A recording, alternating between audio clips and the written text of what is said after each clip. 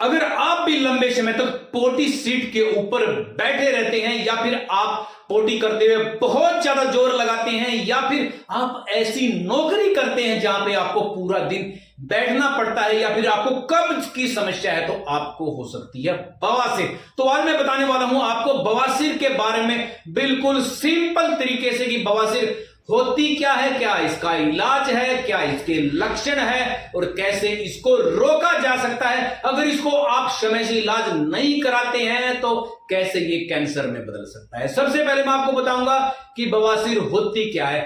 हमारे शरीर के अंदर जहां से हम पोटी करते हैं नीचे की तरफ, वहां पे क्या होता है कि नसें होती हैं, वो नसें फूल जाती हैं, उनमें स्वेलिंग आती है, सोजिश आती है। फिर क्या होता है कि फूलने के बाद उनके अंदर ब्लीडिंग शुरू हो जाती है। जब आपको कब्ज होती है, कब्ज होने के बाद पोटी हो जाती है हमारी टाइट और नसें हमारी फूल जाती हैं। जब आप जोर लगाते हो तो वो नसें होती है उससे रगड़ होकर हमारी पोटी बाहर आती है, जिसके कारण वो नसें रप्चर हो जाती हैं, फट जाती हैं।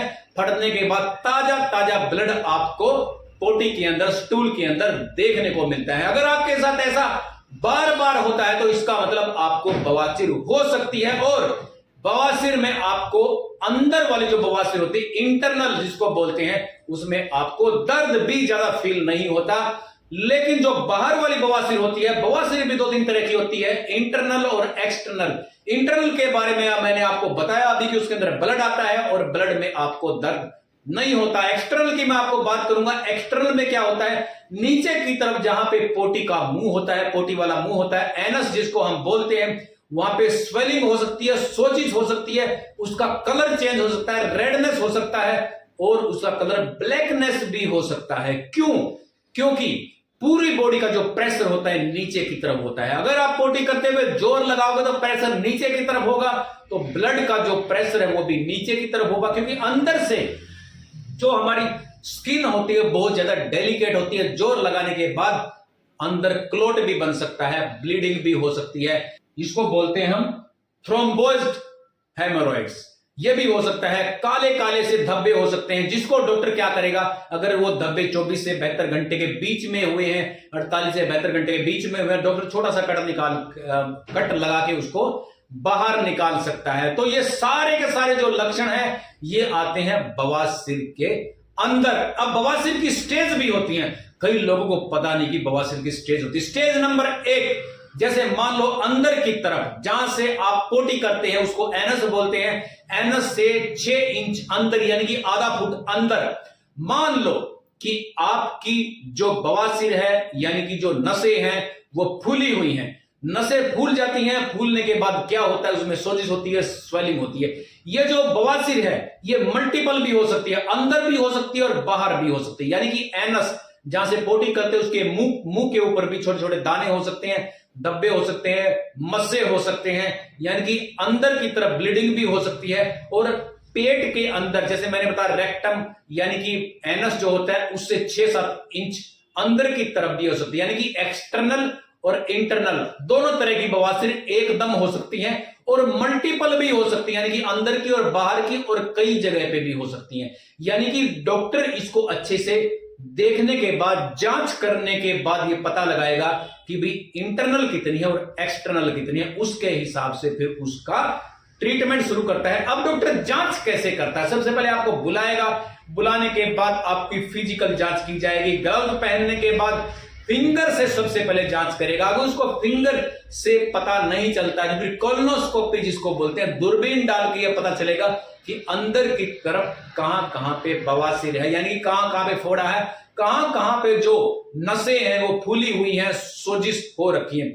उसके डायग्नोज होने के बाद डॉक्टर डिसीजन लेता है कि वो कौन सी स्टेज पे है। देखो सबसे पहले अगर स्टेज 4 होती है डॉक्टर को पहले बार से ही पता चल जाता है, लेकिन फिर भी कुछ टेस्ट किए जाते हैं। सबसे पहले स्टेज 1 क्या होती है, मान लो एनस जो होता है जहां से पोटी करते हैं उसके अंदर की तरफ 6 इंच अंदर मान लो कोई नस है फूल जाती है।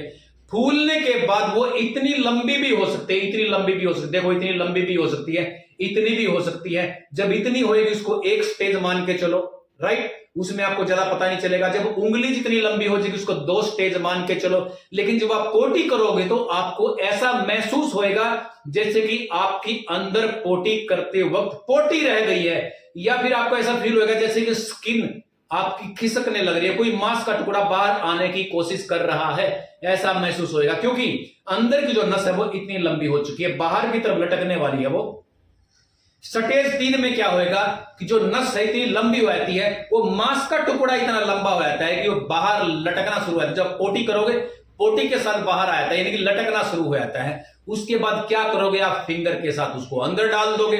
अंदर डालने के बाद क्या होएगा, फिर क्या कुछ समय के बाद वो स्टेज 4 में चला जाता है। स्टेज 4 का मतलब उसका साइज और ज्यादा बढ़ जाता है, और ज्यादा जब साइज बढ़ता है उस मांस के टुकड़े का, यानी कि बवासीर का जब साइज और ज्यादा बढ़ जाता है, जो अंदर की जो नस है उसके अंदर सोजिश हुई है, सोजिश होने के बाद मांस का टुकड़ा बना, मांस का टुकड़ा जब इतना ज्यादा लंबा हो जाता है बाहर की तरफ वो लटकना शुरू हो जाता है। जब लटकेगा वो, फिर उसका कोई इलाज नहीं है, वो फिंगर से भी अंदर नहीं जाएगा, उसको बोलते हैं स्टेज 4।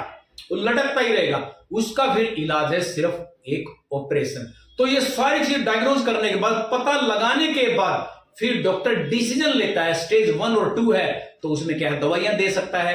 दवाइयों के साथ साथ छोटी छोटी चीजें आपको बताएगा, जैसे टब के अंदर पानी भर के उसमें बीटाडिन डाल के बैठना, या फिर उसके अंदर सेवलोन डाल के बैठना, या फिर फिटकरी डाल के बैठना, या फिर डिटॉल डाल के बैठना, या फिर कोई कुछ भी डॉक्टर बोलता है तो वो आपने 15 से 20 मिनट के लिए आपने करना। उससे क्या होगा, एक तो बैक्टीरियल इन्फेक्शन नहीं होगा, वायरल इन्फेक्शन नहीं होगा, पैरासाइटिक इन्फेक्शन नहीं होगा, ऊपर से आपको जलन नहीं होगी, ऊपर से सोजिश कम होगी, ये बहुत सारी चीजें आपके साथ होंगी, यानी कि आपको ये करने से आराम लगेगा। इसके बाद आपको ऑइंटमेंट भी दे सकते हैं डॉक्टर।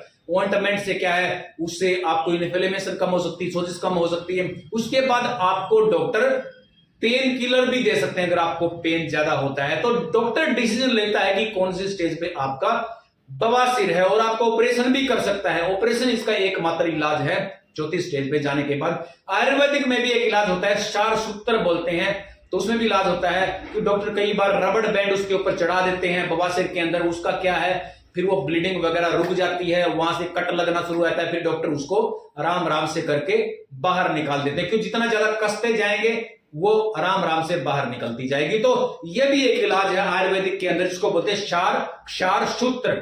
और एलोपैथिक में इसका ऑपरेशन कर दिया जाता है। ऑपरेशन करने के बाद भी कुछ समय तक आपको थोड़ा दर्द वगैरह हो सकता है, पेन हो सकता है, लेकिन घबराने की जरूरत नहीं है। ऐसा कुछ होता है तो आपने तुरंत सर्जन से आपने कांटेक्ट करना है। कई बार एलोपैथिक में ये दोबारा भी ग्रो करना शुरू कर देती है। तो इसमें जो बचाव है वो क्या करना चाहिए, बवासीर के अंदर बचाव क्या करना चाहिए। बवासीर में देखो आपने क्या करना है, लैक्सेटिव चीजें खानी है, यानी कि जो फाइबर वाली चीजें खानी है। मेन चीज का ध्यान रखना, आपको कब्ज नहीं होनी चाहिए, और आपका जो पोटी अगर वो सॉफ्ट तरीके से आराम से बाहर निकलती है तो फिर अंदर जो भी मसे हो रखे हैं या फिर जो भी नसें फूल रखी हैं, सोजिश के कारण हो रखी हैं, डैमेज हो रखी हैं, फिर क्या होएगा, उनसे ज्यादा रगड़ नहीं खाएगी, ब्लड नहीं निकलेगा, ब्लड नहीं निकलेगा, रगड़ नहीं खाएगी, तो फिर क्या है, आराम आराम से वो रीसेट हो सकती है। लेकिन जब बार बार उनके ऊपर जोर पड़ता है, आप पोटी सीट के अंदर बैठकर जोर लगाते हैं, आपको कब्ज रहती है, लंबे समय तक कब्ज रहती है, आप जो वैसी करते हो तो नीचे की तरफ जो नसें होती हैं उनके ऊपर प्रेशर पड़ने के कारण सोजिश रहती है, वो फूल जाती हैं। जब उनको समय मिलेगा रिलैक्स होने का, जब आपकी जो पोटी है वो सॉफ्ट आएगी, कब्ज दूर हो जाएगी, तो रिलैक्स मिलने के कारण भी वो आराम आराम से रीसेट होना शुरू हो जाती है। अगर आप ऐसा नहीं करते हैं तो फिर ये जो, अगर आप इसका समय के ऊपर इलाज नहीं कराते हैं, स्टेज 4 में भी आपका बवासीर चला जाता है, फिर ये 4थी स्टेज, फाइनल स्टेज को बोलते हैं फिस्टुला।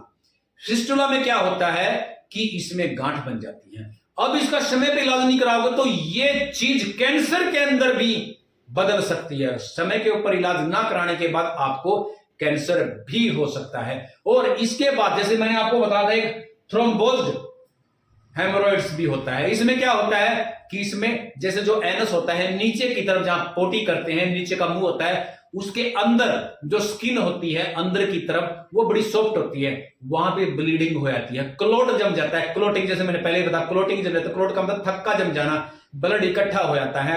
इकट्ठा होने के बाद डॉक्टर चेक करता है और उसको 48 से 72 घंटे हुए नया नया ताजा ताजा था, डॉक्टर क्या करेगा, उसको कट मार के बाहर निकाल देगा। तो दोस्तों, अगर आपको ये वीडियो अच्छी लगी तो इस वीडियो को लाइक करो, शेयर करो, सब्सक्राइब करो। तो फिर मिलेंगे आपसे किसी अच्छे से टॉपिक पे, तब तक के लिए धन्यवाद।